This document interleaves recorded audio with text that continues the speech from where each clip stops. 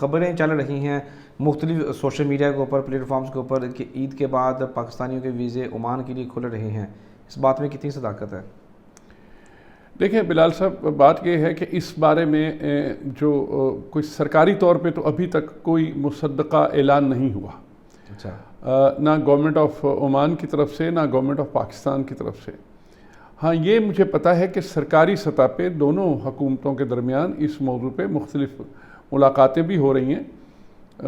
وزیر داخلہ بھی یہاں ہو گئے ایک دو دفعہ ہمارے، اور سفارتی سطح پہ ہمارے امبیسڈر صاحب جو ہیں بخاری صاحب بہت رابطوں میں ہیں اور وہ کوشش کر رہے ہیں کہ یہ معاملہ حل ہو. لیکن ابھی تک اس کا کوئی سرکاری اعلان نہیں کیا گیا.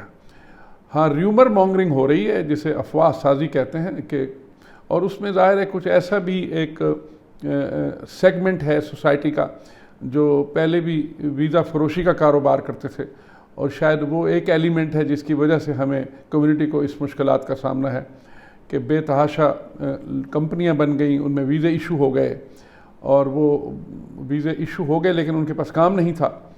وہ بہت بڑا مسئلہ بن گیا عمان کے لیے. تو پھر بہت سی اور بھی وجوہات ہیں، اس میں سے ایک وجہ یہ بھی ہے لوگ جو ہے اس ایلیمنٹ کے تحت پھر وہ آ گئے عمان میں اور مشکلات ہوئیں. لیکن ہو سکتا ہے، لیٹس ہوپ فار گڈ، ہمیں پازیٹیو رہنا چاہیے، آپٹیمسٹک رہنا چاہیے. ہو سکتا ہے کوئی اچھی خبر آ جائے انشاءاللہ.